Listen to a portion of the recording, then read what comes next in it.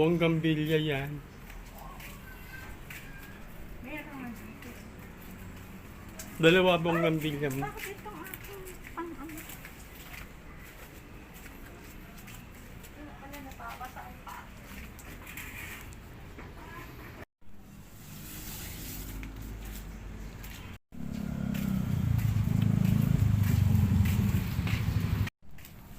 Yan yung kamukha na kailangan. Yung ID, Xerox. Ano?